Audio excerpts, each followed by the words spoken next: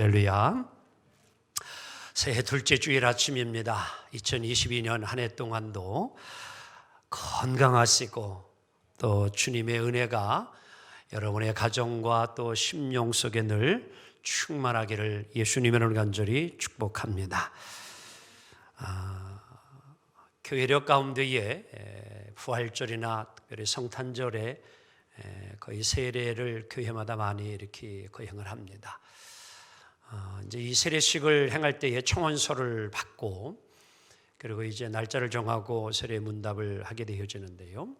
때로는 이제 세례를 청원서를 내고 세례 문답서를 열심히 공부하고 이제 그날이 되어지게 되어지면 혹 가운데는 부담이 되어가지고 이제 문답을 나오지 못하는 이들을 보게 되어집니다. 그래서 아마 이런 일까지 일어났던 것 같아요. 어느 교회에서요, 우리 며느님이 시어머니를 전도해가지고 이제 세례를 이제 받게 되어졌습니다. 내일 모레가 문답인데 다른 문제들은 잘 그래도 이해하고 풀어졌는데 이 어머니가 이걸 잘 이해를 못하는 거예요. 예수님이 왜 십자가에 돌아가셨습니까? 라고 하면 그걸 잘 외우질 못하고 답을 못해가지고 며느님이 이제 잘 설명을 드리는데 내 죄 때문입니다. 내 죄 때문입니다. 이렇게 대답을 해야 됩니다. 그렇게 이제 설명을 해줬어요. 이제 당일날 이제 정말 목사님이 이제 문답을 하는데 우리 할머니 성도님 예수님이 누구 때문에 돌아가셨지요? 그러니까 우리 며느리 때문에 죽었어요. 그랬대. 왜 며느리가 가르쳐 주기를 내 죄 때문에 그러니까 고민하다가 며느리 죄 때문에 돌아가셨다. 혹이나 여러분들 중에는 그런 생각을 가져본 분도 있을 거예요. 세례를 꼭 받아야 하나? 여러 사람 앞에서 그 부끄럽기도 한데 세례를 또한 받으면 교회에 꼭 붙들려 있는 건 아닌가? 나는 그렇게 매이고 싶지 않은데 집사도 권사도 장로도 나 그런 거 받지 않고 그냥 교회만 열심히 잘 다니고 싶은데 꼭 세례 받아야 하나? 아마 흔히 우리 예수 믿는 많은 분들이 그렇게도 생각할 거예요. 그냥 세례는 교인이 되어가는 그런 어떠한 이제 과정 속에 하나의 의식이 아닌가 이렇게 생각을 할 수도 있을 것입니다. 하나님을 믿는 마음이 더 중요하지 꼭 세례를 받아야 되는가? 그건 그냥 뭐 받고 싶으면 받고 안 받아도 되는 거 아닌가? 이렇게 혹 생각하는 분도 있으리라 봅니다. 정말 그럴까요? 세례는 여러분들 받지 않아도 될까요? 그냥 잘 주님만 믿으면 된다고 생각을 합니까? 성경은 그렇게 말하지 않습니다. 마가복음 16장 16절 이렇게 성경은 우리에게 말씀합니다. 함께 보도록 합니다. 시작. 믿고 세례 침례를 받는 사람은 구원을 얻을 것이요 믿지 않은 사람은 정죄를 받으리라. 구원은 믿음으로 받습니다. 이게 개신교의 중요한 신앙의 원리요 교리입니다.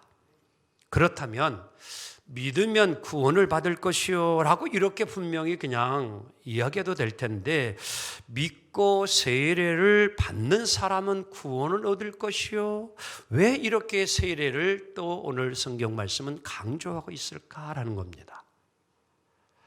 사도행전 2장 38절에 베드로가 이제 마가다락교에서 성령 충만을 받고서 설교를 했어요. 그러니까 엄청난 무리가 모여서 설교를 듣다가 우리가 어떻게 할까? 우리는 죄인입니다. 우리가 어떻게 삽니까? 그럴 때 베드로가 이렇게 그들에게 답을 줍니다. 함께 봅니다. 시작. 너희가 회개하여 각각 예수 그리스도의 이름으로 세례를 받고 뭐를 받아라? 죄의 사함을 받으라. 아멘. 그러면 성령을 받으리니. 그래서 이날 여러분들 41절 보게 되어지면 3,000명이 회개하고 세례를 받았다라고 이야기를 합니다. 3,000명의 세례를 받았어요. 자, 그림 하나 보도록 합시다. 우리 감리교회에 이제 군선교회라고 하는 것이 큰 조직이 하나 있습니다. 그래서 이 논산 훈련소에서 이제 훈련을 받는 훈련병들에게 복음을 전해가지고요. 이제 세례를 받게 하는 이런 아주 귀중한 사역을 많은 돈을 들여서 실은 하고 있습니다. 그래서 작년 12월 25일 날 우리 이제 교단마다 이렇게 좀 돌아가면서 이렇게 훈련을 마칠 때마다 하고 있는데요. 50차 진중 세례식을 했습니다. 그래서 이제 이 논산훈련소에서 하는 세례를 진중 세례식이라 이렇게 이야기하는데, 지금 그림 보듯이 이제 5명의 목회자가 299명을 25일 날 이제 퇴소 이제 하기 전에 있는 훈련병들을 이제 이렇게 세례를 베풀었는데요. 3차례에 걸쳐서 5분의 목사님이 세례식을 거행을 했습니다. 몇 명 하는데요? 299명. 거기에 왜 숫자가 했냐면은 지금 모임 집회 행사가 299명이 맥시멈이라 299명까지 한 거예요. 실은요 300명이 되면 안 되기 때문에 이유가 거기 있었어요. 그래서 299명을 하게 됐는데 5명의 목사님이 3차례에 걸쳐가지고 이제 이렇게 세례를 베풀었습니다. 자, 됐습니다. 베드로가 설교하고 3,000명의 세례를 받아요. 1분에 한 번씩 세례를 베푼다고 하면은 50시간 꼬박 이틀을 걸려야 세례를 했던 것입니다. 자, 그러면 굳이 세례식 해야 할까요? 시간을 그렇게 많이 들여가가지고 12명의 제자들이 한꺼번에 한다고 할지라도 이게 보통 여러분들 쉬운 일이 아니었습니다. 꼭 세례식이라는 그 의식을 해야만 했는가? 그냥 예수 믿고 회개하고 구원 받으면 됩니다 라고 끝나면 되지 않을까? 여러분, 세례란 이런 어떤 의식 이상의 구원과 직결되어지는 중요한 의미가 세례 속에는 담겨 있다는 사실을 오늘 우리가 분명히 알고 믿음 생활을 잘 이루어가는 우리 모두가 되기를 원합니다. 그래서 이 세례가 얼마나 중요한 것이기 때문에 목사는요, 이제 임종을 앞둔 그러한 이제 마지막 영접한 이들에게 세례를 베풉니다. 그래서 이동식 세례기가 있고요, 이동식 그리고 성찬기가 있어요.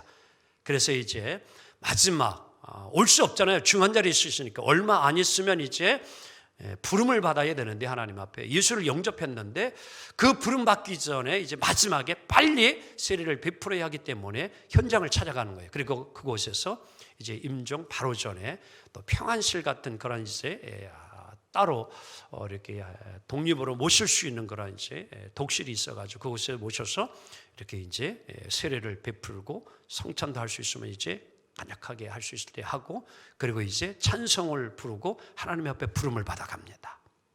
저 한 번 있었어요, 제가요. 그렇게 한번 이제 세례식을 거행한 적이 있습니다. 왜 이렇게까지 해야 될까? 임종 시간, 할 말도 많고 할 일도 많은 이 시간, 뭐가 그렇게 중요하기 때문에 그 세례식을 그 마지막 순간에도 해야 하는가? 의미가 있습니다. 이유가 있습니다. 왜 그렇게 해야 되느냐? 자, 오늘 성경 말씀을 하나하나 좀 우리가 살펴보면서 찾아가면서 이 세례의 의미와 구원이 얼마나 중요한 것을 여러분 깨닫기를 원합니다. 혹이나 여러분들 세례를 받았지만도 이 세례를 받은 의미 이것을 잘 알지 못하고 신앙생활을 했다고 하면은 다시 한번 여러분 이 세례의 중요성과 의미를 분명히 알고 신앙생활을 잘 할 수 있기를 정말 원합니다. 자, 첫째, 세례를 받음으로 우리는 죄의 씻음을 체험하는 겁니다. 다 같이 세례를 받음으로 죄의 씻음을 체험하는 것이다. 자, 디도서 3장 5절 봅니다. 시작.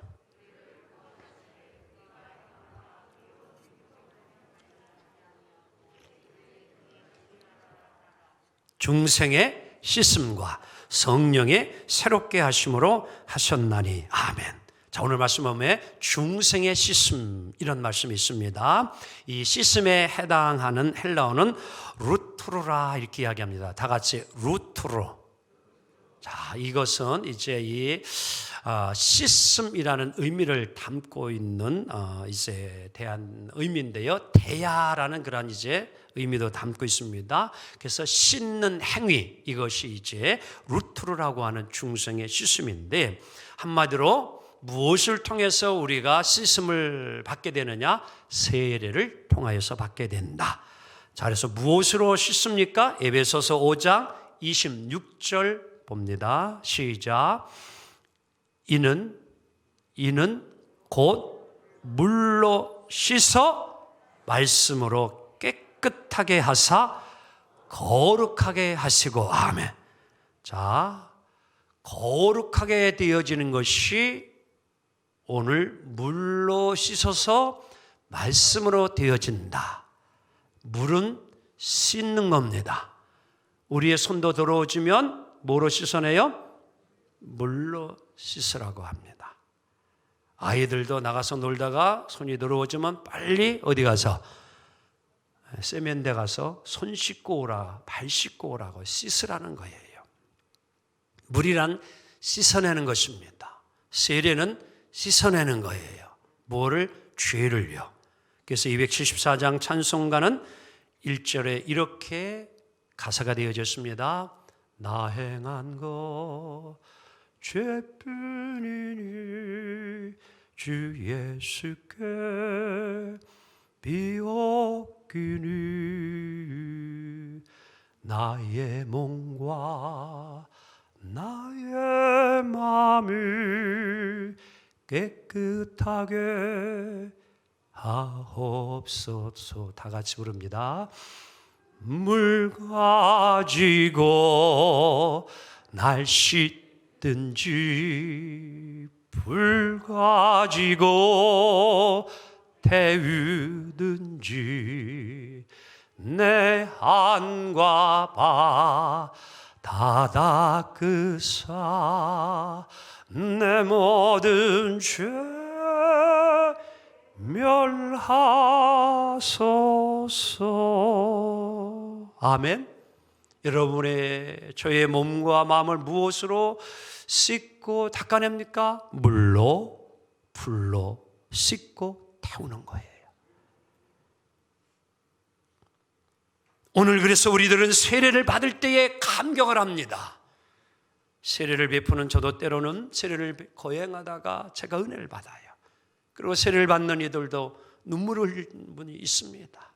무엇 때문에 그렇게 은혜를 받습니까? 많은 이유가 있겠지만도, 나름대로 각자의 또한 이유가 있겠지만도, 중요한 사실은 나 같은 죄인이 용서받아 하나님 자녀 된다는 사실이에요. 이게 세례의 중요한 의미입니다. 나 같은 죄인을 용서해 주었다는 하나님의 표식이 여러분 세례의 의미예요. 내가 죄인인데 주님이 나를 용서해 주었다는 거예요. 나의 죄를 깨끗게 씻어 주었다는 것입니다. 그래서 여러분 세례할 때는요, 세례의 물을 요단강에 있는 것을 가지고 와서 실은 하지는 않습니다. 어떤 목사님은 그걸 가지고 와서 이제 성지순례를 가게 되면 어떤 목사님이 그걸 열심히 담는 분이 있어요. 아마 1년 지나서 아마 썩어버리고 말 거예요. 그런 걸 왜 하는지 몰라요. 저 의미성이 바로 이제 세례가 그 다음 주에 있으면 좀 괜찮겠지만, 그렇죠? 의미도 있고. 그게 그렇게 중요한 것은 아닙니다. 더 중요한 것은, 그래서 세례를 베풀 때는 여러분 그 세례물을 반드시 세례하기 전에 뭐예요? 성별 기도를 하는 거예요. 성결을 기도를 하는 거예요. 거룩한 물로 바뀌어지라고. 그래서 그것을 성수, 거룩한 물이라. 그래서 그 물을 가지고 성부, 성자, 성령이라므로 세례를 주노라. 그 물은요, 주님의 예수 그리스도의 보혈의 피입니다. 그걸 상징해 주고 있는 거예요. 주님의 피로 죄가 사함을 받는다. 할렐루야. 그래서 여러분들 이 세례는 죄 씻음을 받는 체험을 경험하는 게 세례예요. 두 번째, 세례를 받음으로 우리는 무엇을 체험하느냐? 시작. 세례를 받음으로 예수 그리스도와 함께 죽고 예수 그리스도와 함께 다시 사는 것을 체험하는 것이 세례입니다. 자, 세례라는 말은 밥티조라고 이렇게 이야기를 합니다. 그래서 세례는 여러분 베풀다, 그런 뜻을 가지고 있어요. 그래서 이 원래 동사 밥토에서 나온 이제 단어인데요, 밥티조라고 하는 것은 잠그다 그런 의미를 가지고 있고요. 또 멸망시키다 그런 의미를 가지고 있는 거예요. 그래서 침례교단 같은 경우에서는요, 이제 약식의 세례라기 하기보다는 침례를 합니다. 침례를. 그래서 온몸을 가운을 입히고 물속에 완전히 푹 뭐 해버려요? 잠궈버려요. 잠그는 거예요. 그래서 쏙 물속에 수면 아래로 다 들어갑니다. 그렇던 때는 눕히기도 해요. 아예 몸을 전체를 다. 그리고 다시 뭐 해요? 그를 물 위로 다시 뭐 해요? 그래서 뭐 해요? 올려나는 거예요. 다시 한번 따라. 죽었다 살았다. 그게 세례라니까요. 다시 그리스도와 함께 죽고 그리스도와 함께 살았다. 아멘. 그래서 세례를 받는 것은요, 그 순간에 우리는 뭐예요? 우리의 육신의 욕망이 죽는 거예요. 이생의 자랑, 안목의 자랑, 이런 육체적인 욕망은 죽어지고 우리가 다시 뭐예요? 영적인 사람으로 본 어게인, 중생, 다시 태어나는 거예요. 새 사람이 되어지는 거예요. 이것이 세례입니다. 그것을 오늘 바울이 로마서 6장 오늘 3절 4절에 이렇게 세례를 그리스도의 죽음과 부활로 설명을 해주고 있는 겁니다. 자, 3절 4절 보도록 합니다. 무릇 시작. 무릇 그리스도 예수와 합하여 세례를 받은 우리는 그의 죽으심과 합하여 세례를 받은 줄을 알지 못하느냐? 그러므로 우리가 그의 죽으심과 또한 합하여서 세례를 받음으로 그와 함께 뭐가 되어지고 장사되었나니 이는 아버지의 영광으로 말미암아 우리를 그의 죽은 자 가운데서 다시 살리심과 같이 우리도 또한 새 생명 가운데서 행하게 하려 함이라. 아멘. 자, 옆 사람 하면서 당신은 새 생명을 얻은 자입니다. 하나님의 자녀로 부름받았습니다. 이것이 어떻게 이루어졌어요? 그리스도와 합하여짐으로 이루어지는 거예요. 이것이 신비적인 것입니다. 성경을 보게 되어지면 또 신비로운 사건이 하나 있는데 그것은 한 남자가 부모를 떠나서 한 배우자를 이제 만남으로 이제 하나가 되어지는데 이 결혼이 신비로운 사건이에요. 그래서 부부는 둘이 하나가 되어지는 설명할 수 없는 신비로운 사건이 여러분 부부가 되어지는 겁니다. 아멘. 우리 옆 남편 배우자가 있습니까? 우리는 하나유 그래 봐봐. 둘이 아니라 하나라니까요. 합하여서 하나가 되어지는 게 이게 신비로운 놀라운 사건입니다. 자, 그리스도의 죽으심이 세례의 그런 이제 내가 죽는 것과 같다라고 하는데, 자 그럼 세례를 받을 때에 죽으신 분 손 들어봐 한번. 세례 받다가 죽으셨어 혹시 여러분? 예? 안 죽었잖아요. 세례 받는다고 해가지고 심정이 멎은 적이 없어요. 여러분들 호흡이 끊어지지도 않았어요. 그런데 오늘 성경은 세례 받는 것이 내가 뭐 하는 것이고 죽는 것이라고 그랬어요. 옛 것이 죽는 거예요. 그리고 그리스도의 부활과 함께 우리도 다시 살아나는 것이다. 할렐루야. 그러면 뭐 약했던 몸이 좋아지고 또 여러분 이제 안 보였던 눈이 갑자기 확 떠지고 이런 것이 아니에요. 이것은 영적으로 우리가 다시 새 생명을 얻었다라는 그 의미를 담고 있는 거예요. 그래서 이 세례는 신비로운 것입니다. 그리스도와 함께 죽고 그리스도와 함께 살았느니라. 아멘. 죽고 사는 것이에요. 그래서 이 니고데모도 예수님이 설명해 줄 때에 이것을 쉽게 이해하지 못한 것이에요. 사람이 다시 태어나느니라 하려니까 그러면은 내가 다시 엄마 뱃속에 들어갔다 나와야 되는 겁니까? 신비로운 것을 이해하지 못한 거예요.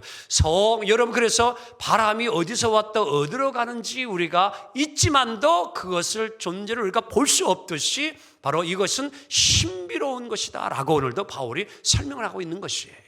그래서 세례는 죽고 사는 거예요. 할렐루야. 새 생명으로 내가 다시 태어난 이 진리의 사실을 믿고 살아가기를 원합니다. 그러면서 세 번째 우리는 세례를 받음으로 따라합니다. 천국 백성의 일원이 되었다. 아멘. 자, 성경은 이것을 이제 할례와 비교해서 설명을 해주고 있습니다. 할례 받는 것과 세례 받는 것이 어떠한 동일성을 가지고 있는가를 설명해 주고 있는데요. 자, 골로새서 2장 11절, 12절 상반절을 보게 되어지면 바울은 이렇게 좀 이제 설명을 합니다. 시작. 또 그 안에서 너희가 손으로 하지 아니한 할례를 받았으니 곧 육의 몸을 뭐 한 거예요? 벗은 것이요 그리스도의 몸이라. 할례니라. 이게 이제 세례예요. 쉽게 보면 이제 그 다음에 너희가 세례로 그와 함께 모되고 장사되고 그와 함께 살았느니라. 할렐루야. 그 말씀이에요.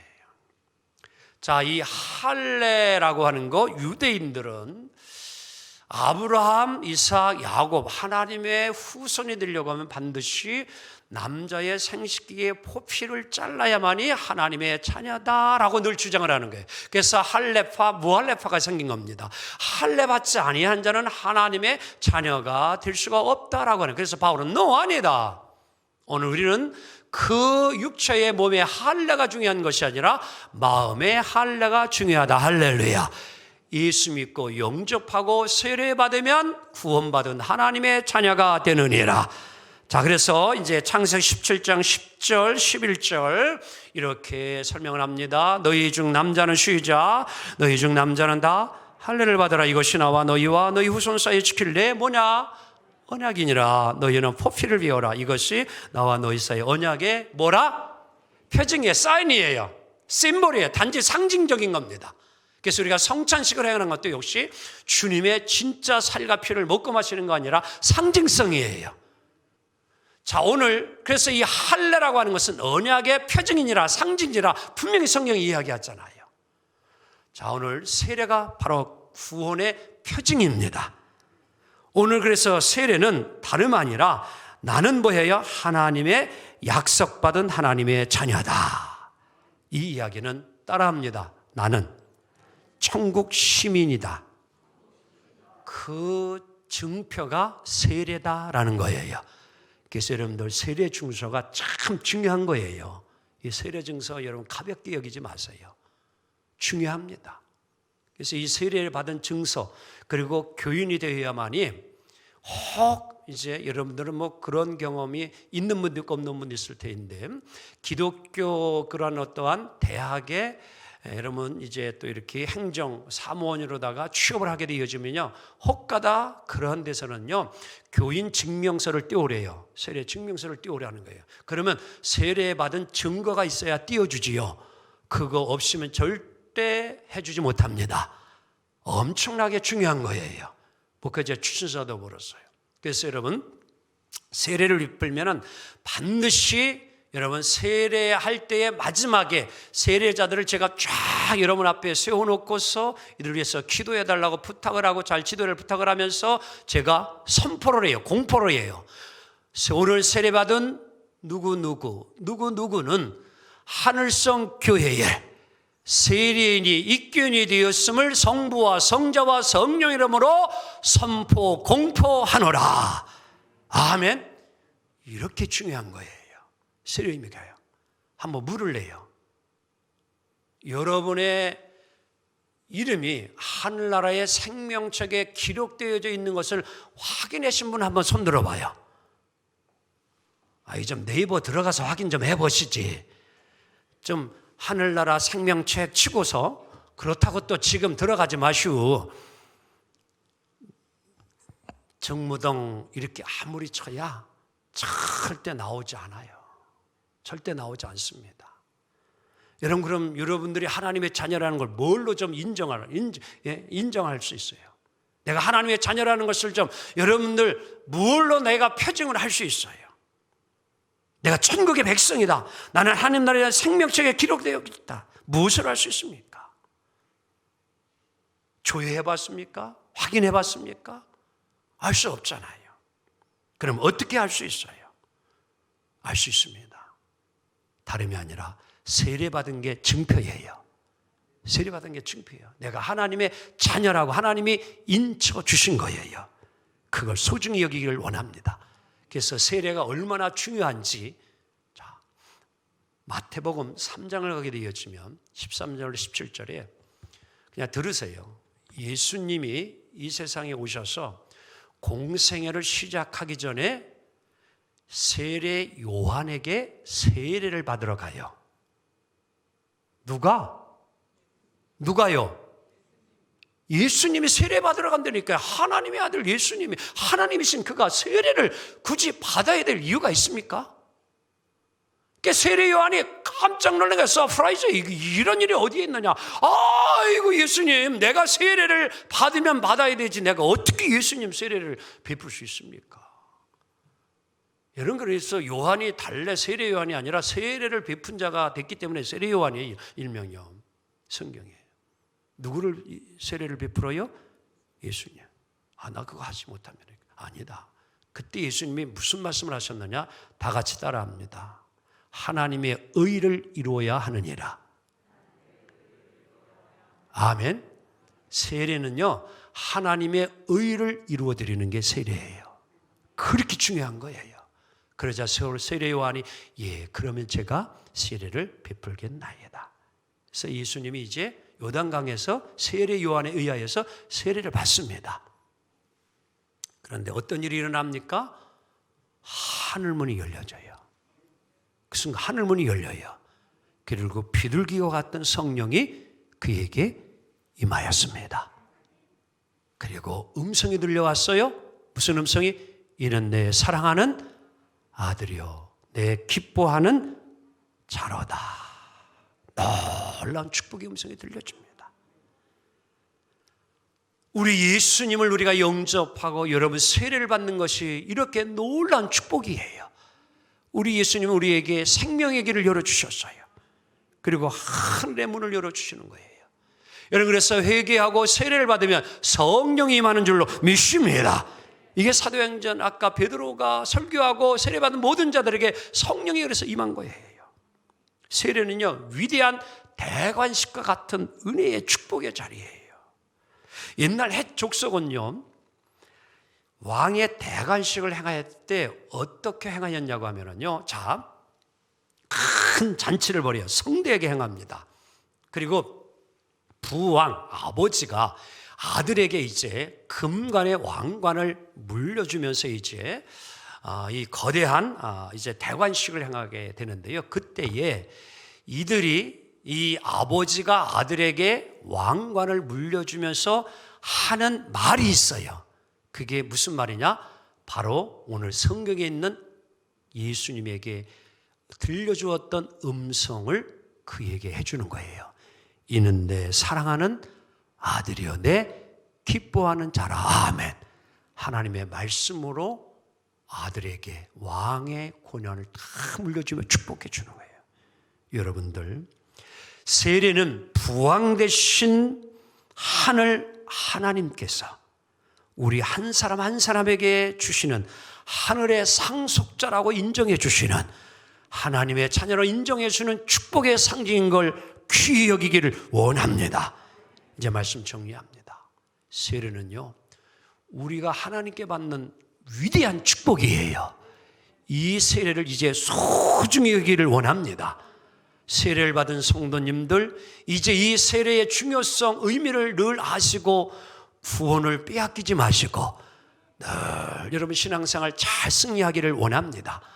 혹이나 이 시간 여러분 가운데에 세례를 귀히 여기지 아니하고 뭐 꼭 세례를 받아야 되느냐라고 생각하신 분이 한 사람이라도 있다고 하면 반드시 세례를 받고 축복받기를 원합니다. 여러분의 구원이 세례에 있습니다. 세례는 구원의 길이에요. 구원받은 상징입니다. 축복의 상징이에요. 이것을 꼭 받기를 원합니다. 이제 우리 모두 이 땅에 살아가는 동안 여러분 세례받고 축복받아 천국생활 이루며 항상 기뻐하고 늘 감사하며 구원의 감격을 누릴 수 있는 귀한 삶이 이루어지기를 또 누리기를 주님의 이름으로 축복합니다. 기도합니다. 주님 감사합니다.